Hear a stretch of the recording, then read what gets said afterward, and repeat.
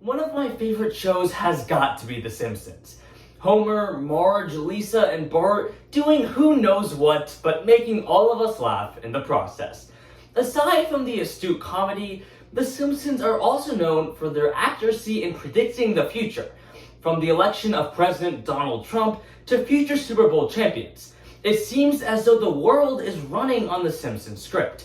Some blame chance, but others look to something a little more mysterious.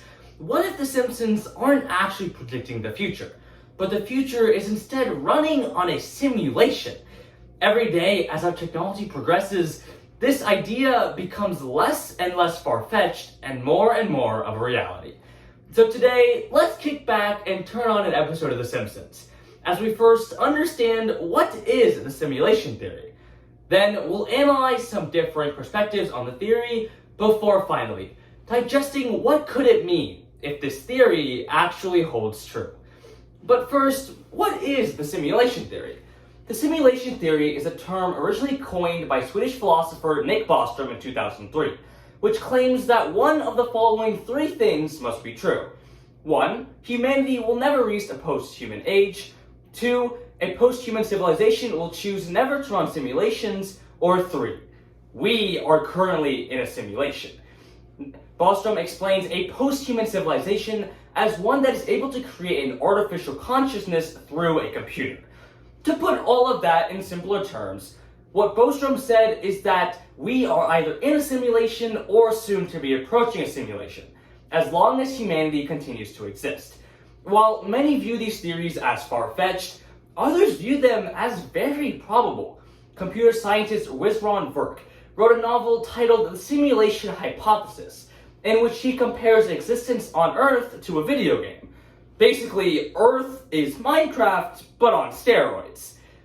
By understanding the ways in which video games have been optimized over the last 25 years, Verk explains that we are getting closer and closer to this theory being true.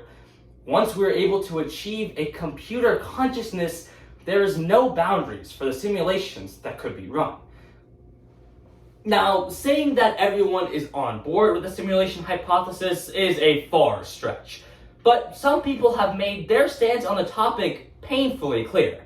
In fact, in 2017, tech entrepreneur Elon Musk was famously quoted that the chances of us not being in a simulation are 1 in billions. Musk continued on to agree with Bostrom's beliefs, saying that we are either soon to approach a post-human civilization or humanity will cease to exist. It's not surprising that tech gurus like Musk believe in the simulation theory. However, some others feel the exact opposite. The simulation hypothesis goes against many major religions, especially those that point to a higher power in directing humanity to get to where it is today. In a simulation, this higher power could be a futuristic computer geek or a little green alien. Sam Entile, a writer at the Christian Voyager, attacks the simulation theory, calling it circular thinking with no substantial concrete evidence. As per any scientific theory, the simulation hypothesis is being and will continue to be met with many criticisms. Only time will tell whether this theory is a reality or merely a theory. So, say we are being controlled by some futuristic computer geek living in his mother's basement a couple thousand years in the future. If we are, why couldn't the simulation have at least made me 6 feet tall? All jokes aside, the existence of a simulation creates many moral and ethical dilemmas. If the creator of the simulation is always watching over us, are they neutral to the pain and suffering they've caused on Earth? Can the creator of the simulation make tweaks and changes as they go? Or do they flip a switch and let history run its course? While we'll never truly know the answer to these questions, we do know one thing. Our technology is not slowing down. Whether we are in a simulation or quickly approaching one, technology is constantly expanding and the reality of computer consciousness is becoming ever more clear by the day. Once we achieve this feat, there's no stopping for the number of simulations that we can run to learn more about our world. Technology is always changing. Just ask The Simpsons, who accurately predicted video chatting and smartwatches in the same episode in 1994. Whether The Simpsons just got a hold of the simulation script a little early, or were soon to approach the simulation, we must understand one thing. Our knowledge of the world is very limited.